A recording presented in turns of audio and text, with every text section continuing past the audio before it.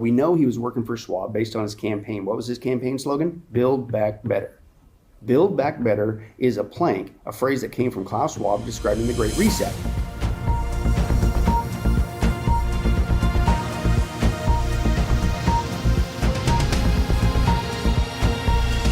Welcome to the Tipping Point Show. I'm Jimmy Evans. I'm so glad that you've joined me today. On today's program, I have joining me Pastor Billy Crone, and we're going to be talking about his book and his documentary called Klaus Schwab, the World Economic Forum and the Coming Mark of the Beast. You're going to want to watch this show today. It is going to be phenomenal. Let me say before we go into this interview, we have our conference coming up on September 16th. It's going to be at Fellowship Church, Grapevine, Texas, 5 minutes from DFW Airport if you're flying in. It's part of the Metroplex. Pastor Ed Young is the pastor there. He is going to be at our conference, as well as Pastor Billy Crone, myself, Dr. Tony Evans. We have Dr. Mark Hitchcock that's going to be there. It's going to be also Rabbi Jonathan Kahn. It's going to be a phenomenal day. We want you to be a part of that. Go to endtimes.com and you can see there under conferences, the conference is coming up, and we have reserved seating this year. And so you'll see where all the available seats are. We have sections that have already sold out. So if you want the best seats, get on there right now. If you're a paid subscriber to endtimes.com, you get a 50% discount. If you're bringing a group of 10 or more, you get a 40% discount. And so the discounts are available. So we would love to have you be a part of this. But it's going to be a great conference, especially in the times that we're living in. We need this encouragement to come together, to understand the signs of the times of what's going on. Last year's conference was tremendous. This year's also going to be tremendous. We're expecting it to sell out. So go online to endtimes.com and get your ticket now. Bring some people with you. And if you bring 10 or more, you get a discount. But I have joining me today special guest, Pastor Billy Crone. He's the senior pastor of Sunrise Bible Church in Las Vegas, Nevada. In addition to being a pastor, he's a gifted author, conference speaker, and teacher. He's written many books on the end times and produced many documentaries. And today we're talking about his new book, Klaus Schwab, the World Economic Forum and the Coming Mark of the Beast. Billy, thank you for joining me again. Thank you, Jimmy. Thanks for having me on. Well, you're a great friend, and you've been a conference speaker for us. You're going to be speaking again at this year's conference, and you've got a phenomenal topic, a new book that's coming out later that you're going to be talking about. But now you just have a gift of being able to take current events and to understand those in light of Bible prophecy. Yeah. So we're talking here about Revelation 13. There's going to be a mark of the beast. Yeah. And we're seeing the development of that. But you particularly, you look at Klaus Schwab and the World Economic Forum, and you see what they're doing as setting all this up, right? Oh, absolutely. And most people will get when people are starting to hear more about Klaus Schwab. They're starting to hear more about the World Economic Forum. But they may even realize that, hey, wait a second, as crazy as this is, they are using the COVID pandemic as the excuse to basically take over the planet economically. Right. They realize that that's one of the game plans with this great reset, he calls it. They're going to reset the world's economy. They're going to switch to a cashless society. So people are starting to catch on to that.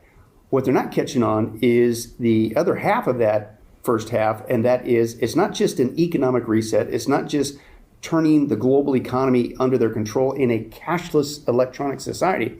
They want to biometrically tie everybody on the planet into this cashless digital system that they can control all kinds of things, including buying and selling, which where have I heard that before? Yeah. That's Revelation 13. And so I'm convinced that what these guys are doing, whether they admit it or not, know it or not, whatever, they're building the infrastructure for what God warned about 2,000 years ago called the Mark of the Beast system. So Klaus Schwab has a connection with Hitler. Oh, yeah. So talk about that. Yeah. Well, he grew up in Hitler's world. If you ever wonder what Klaus Schwab is up to, what's really behind his agenda, just go back and do a quick study on Hitler. Do a study on the Third Reich, all the things that Hitler did and wanted to do if he had won World War II. And in a nutshell, I'm not joking, it's not hyperbole, that's what Klaus is now bringing to the whole planet. And it's not a surprise when you look at his background. He was born in Ravensburg, Germany. He grew up in Hitler's Germany. Klaus's dad, Eugene, was a friend of the Nazis. He ran a factory, and he also helped the Germans to make armament and things of that nature. He also used slave labor, POWs, which brings to light his phrase, Picasso's phrase today for the planet, "You'll own nothing to be happy," like a slave POW camp, slave labor person. But he grew up in that environment, and his dad, Eugene's company, again, won awards from the Nazis, a model company. So this is his background. He was there. He grew up in that environment thinking that this was a great thing. So in 1971, he begins to establish this thing. It was originally called the European Management Forum. And in a very short amount of time, in 1971, he was able to amass a lot of people from around the world. And then in the 80s, he changed it to what we have today, the World Economic Forum. And that began to tell you really what the goal was. Right. It wasn't just helping Europe with their management of their economic, it really is a plan for the world. And his plan for the world is to basically bring what Hitler wanted to do and the tyranny that he only got as far as Germany to the whole planet. Now, really what you should call what he's doing is the rise of the Fourth Reich. But you can't say that because it's too obvious, right? So I'm not joking. You'd think he'd scramble it up a little bit better. He calls his program not only the Great Reset, we're familiar with that, but the other term he uses all the time is called the Fourth Industrial Revolution. Yeah, there you go. Well, it really is the Fourth Reich, but you got to scramble it up a little bit. And basically his vision for the planet, I call it a Hitlerian vision, is he wants to, because after all, they're the elites, they have the power, right. They own everything and all that stuff, and it's their job to be stewards of the planet. And he even admits on tape that that's what they want to do. They're making the decisions to steer the planet. But what they want to do is they want to bring in this cashless economic system. They want to tie everybody into it with microchip technology. They'll control everything, buying and selling. He's really big on the brain chip, right? Which just happens to be one of the two places that people will receive the mark, the right hand or the forehead. Mm-hmm. In fact, if you want to watch this video, this is Klaus Schwab in 2016 admitting on tape that just like we get used to, we've gotten used to having microchips in our clothing to track our every move, the next thing is going to be a brain chip. But this is about a 30-second clip. Great, let's watch this. Au bout de ça, on parle de puces qu'on pourra s'implanter. Ce sera quand ça? Certainement dans les 10 années à venir. Et d'abord, on va les implanter dans nos vêtements, c'est-à-dire wearables, comme on le dit. Et après, on pourrait s'imaginer qu'on les implante dans nos cerveaux ou dans notre peau.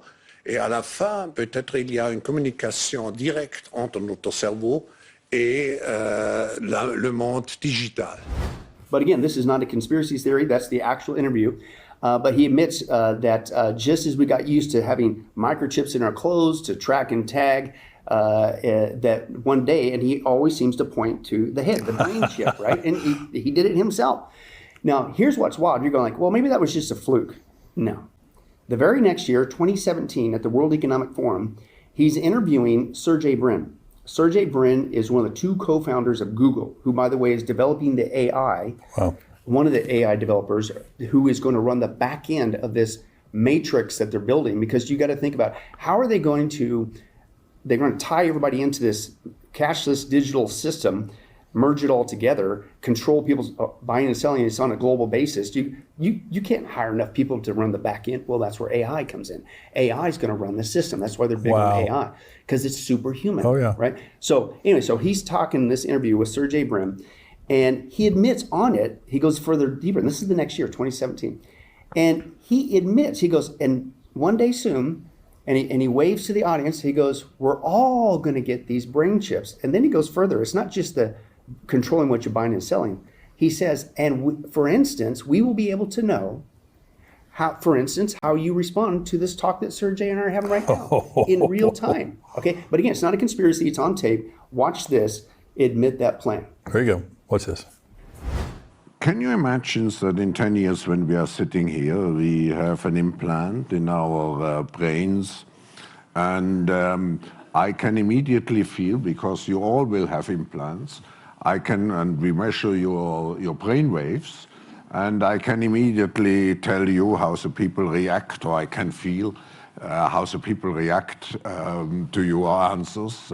Is it imaginable? I think that is imaginable. So again, it's not a conspiracy theory. This is why we love to share these clips, because you're talking about things that if you were to just have a verbal conversation with people, they look at you like you got some sort of tin full of triangle hat on and you've gone off the deep edge. But this is why it's a lot more work. But we share the videos, and of course we transcribe them for the book.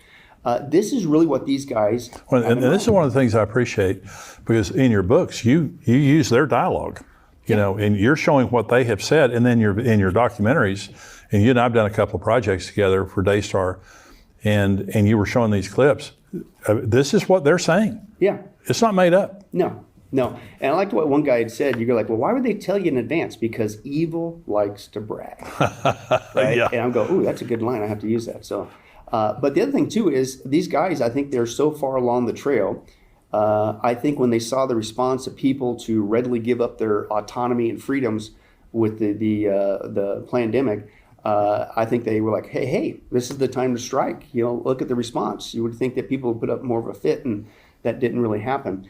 And so I think they're further along, so they're more confident that even though they're going to tell you what they do, you know, what are you going to do? Nobody's going to do nothing. And then they train people to think that once you start breaching these topics, oh, that's a wacky person, don't listen to them, you know, and things of that nature. But it gets even worse, because you're going like, okay, that was 2016. He talked about the brain chip, tie it with your clothes. We got used to that. You're going to get a brain chip.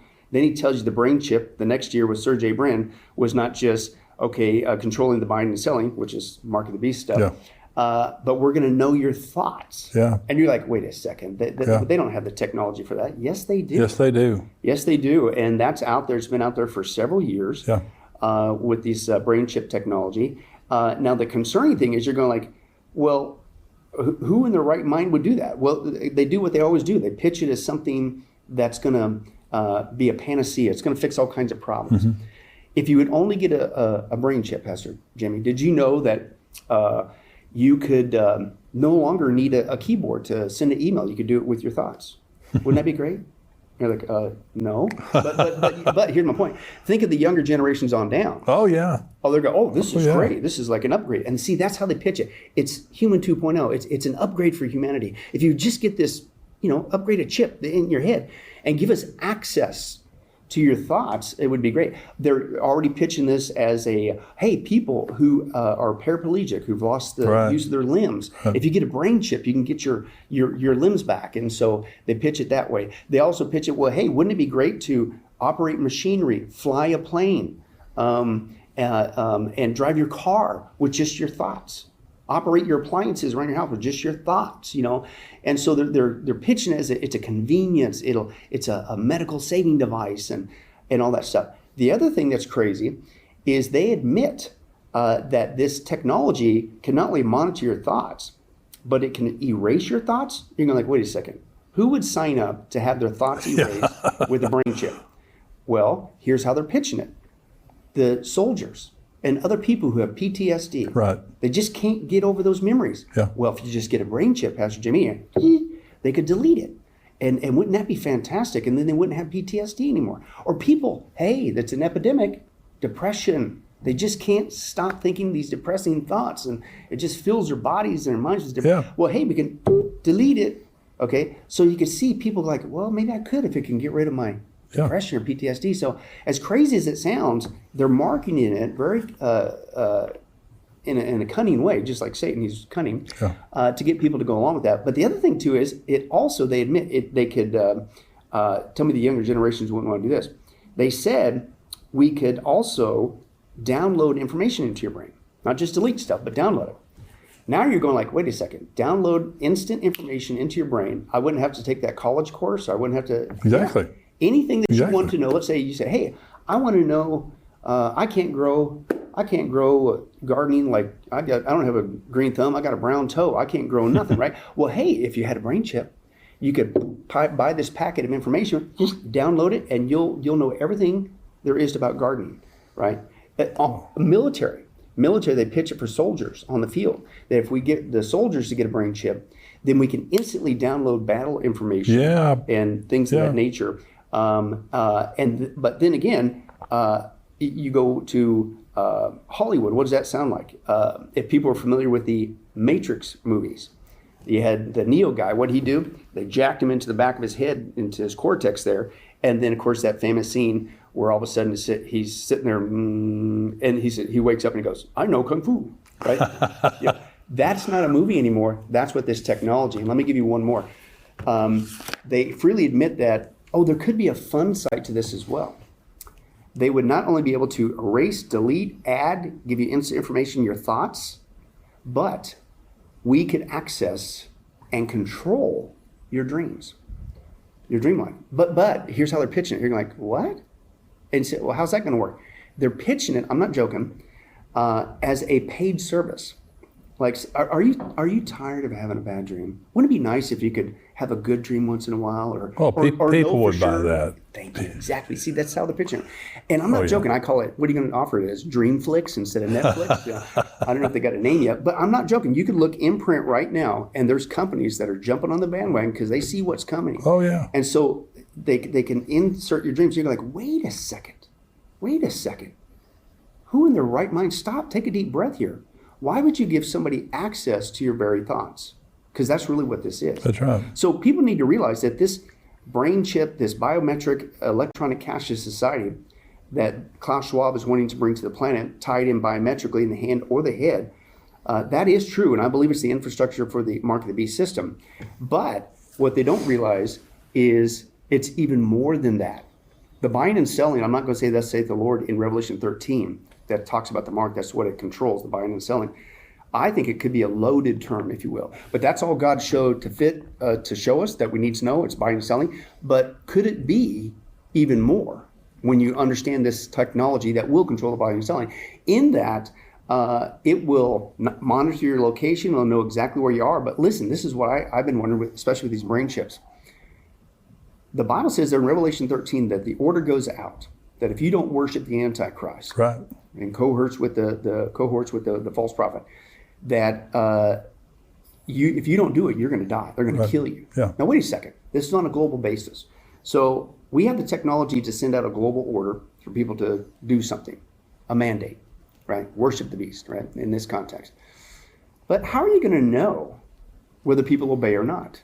How are you going to know their location to take them out if they don't obey? But how are you going to know whether they obey or not? Well, you go back to these brain chips, again, which is one of the two parts of the mark of the beast, the hand of the brain. They're going to know access to your thoughts, Pastor Jimmy. They will know, anybody that took this, they'll know exactly whether or not you are worshiping the Antichrist or not. It'll also know your exact geolocation. They'll be able to take you out anywhere on the planet. So I'm starting to see that come into play. Now, as crazy as that sounds, let me give you one more disturbing thing. You're thinking, well, okay, there's no way in the world that's going to happen anytime soon. Because that is the most un-American, invasive thing of our privacy, to get access to our thoughts, let alone be tagged like an animal in the hand or the forehead. That's going to, maybe other countries could fall for that, but it ain't going to happen anytime here soon to America. Of course, I'm using sarcasm. No, this is the importance of Biden being in office right now. Biden is one of Klaus Schwab's favorite disciples. Yes. And you're like, no, come on, are you serious? Yes. Yeah. Well, first of all, we know he was working for Schwab based on his campaign. What was his campaign slogan? Build Back Better. Build Back Better is a phrase that came from Klaus Schwab describing the Great Reset. If you're watching on YouTube, I want you to become a subscriber here to endtimes.com. $7 a month, $77 a year. You get all of our podcasts, my podcast, Dr. Mark Hitchcock's podcast, all the articles.